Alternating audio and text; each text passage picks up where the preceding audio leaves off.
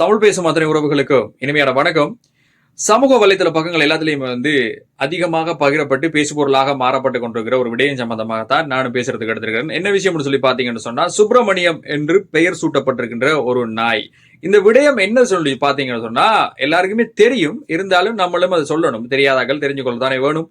என்ன விடயம்னு சொல்லி பாத்தீங்கன்னா, கதிர்காம பாத யாத்திரிகளோட மக்களோட இணைஞ்சு ஒரு விலங்கினம், ஒரு வாய் பேச முடியாத ஒரு விலங்கினம், ஒரு நாய் அவங்களோட பயணிச்சு கொண்டிருக்குது. சாதாரணமா ஒரு 350 400 கிலோமீட்டருக்கு மேலால அவங்களோட ஒன்றிச்சு பயணிச்சு கொண்டிருக்கக்கூடிய இந்த நாய் தான் இப்ப பேசு பொருளா இருக்குது.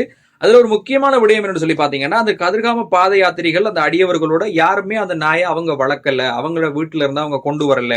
இது ஏதோ ஒரு வகையில இடையில எங்களோட ஜாயிண்ட் ஆனது, எங்களோட சேர்ந்து கொண்டது என்று சொல்லித்தான் அதுல வரக்கூடிய அடியவர்கள் பக்தர்கள் எல்லாருமே சொல்றாங்க.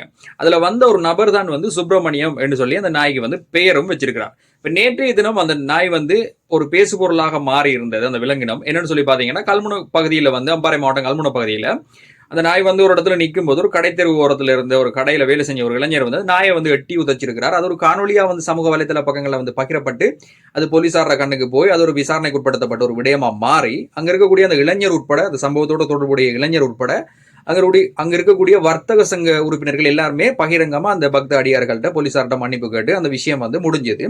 இவ்வளவு காலமா இலங்கையில் இருக்கக்கூடிய 25 மாவட்டம் 9 மாகாணங்களையும் எல்லா பகுதிகளிலும் வெளிநாடுகள்ல இருந்து கூட இந்த கதிர்காம கந்தனுடைய பாத யாத்திரையை தரிசிக்கிறதுக்காக இந்த காட்டு வழி பயணத்துல நிறைய பக்த கூடிகள் பக்த மக்கள் இணைஞ்சு கொண்டிருக்கிறாங்க.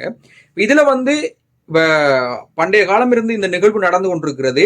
சாதாரணமா ஒரு விலங்கினம் ஒரு நாயா இருக்கலாம், ஒரு பூனையா இருக்கலாம், ஏதோ ஒன்று ஒரு குறிப்பிட்ட தூரத்துக்கு ஒரு 20-30 கிலோமீட்டருக்கு ஒரு ஆளுக்கு பின்னால வாரது, ஒரு குழுவுக்கு பின்னால வாரது, அதுக்கு பிறகு போறதுன்றது அது வழக்கமான. ஆனா இந்த விடயம் இப்ப சுப்பிரமணியம் என்று சொல்லி பேர் சூட்டப்பட்டிருக்கிற இந்த நாயினுடைய இந்த செயற்பாடு, இந்த விடயம் ஒரு வியந்து பார்க்கக்கூடிய அளவுக்கு ஒரு விறுவிறுப்பான ஒரு சுவாரஸ்யமான ஒரு விஷயமா மாறி இருக்குது.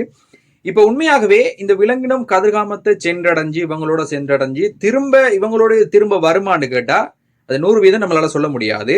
அது எந்த அளவுக்கு சாத்தியப்படும் சொல்லி. ஆனா இருந்தாலும் இந்த இந்த விலங்கு, இந்த நாய், இந்த சுப்பிரமணியம் பேர் சுட்டப்பட்டிருக்கிற இந்த விலங்கு அவங்களோட சேர்ந்து பயணிக்கக்குள்ள இப்ப அதுகள் நிறைய பகுதிகளை தாண்டி போக வேண்டி இருக்கும். கல்முனை, அக்கரைப்பற்று, போத்துவில், திருக்கோயில்னு சொல்லி நிறைய இடங்களை தாண்டி போக வேண்டி இருக்கும். அங்க போகக்கூட இப்ப யாராவது அந்த நாய் சம்பந்தமான விடயங்களை தொகுத்து பேசுறது, தாவரத்தை போய் 2 வீடியோஸ்கள் பண்ணி போடுறது, அது ஒரு வளமையான ஒரு விஷயமா இருந்து கொண்டிருக்கு. ஆனா எந்த ஒரு சந்தர்ப்பத்திலையும் இப்படியான துன்புறுத்தல்களோ, தெரிஞ்சோ தெரியாமலோ எந்த ஒரு உயிரினத்துக்கும் ஒரு துன்புறுத்தல்களோ, ஒரு அச்சுறுத்தல் விடுக்கிற மாதிரி எந்த ஒரு சம்பவத்தையுமே யாருமே செய்யாதீங்க. ஏதோ ஒரு வகையில ஒரு ஆன்மீக பயணத்துல ஒரு வாய் பேச முடியாத ஒரு உயிரினம் இணைஞ்சு பயணிக்குது என்றது ஒரு வியந்து பார்க்கக்கூடிய ஒரு விஷயமா தான் இப்ப சமூக வலைதளம் எல்லாத்தையும் பகிரப்பட்டு கொண்டிருக்குது. பார்ப்போம் இன்னும் ஒரு காணொளியில.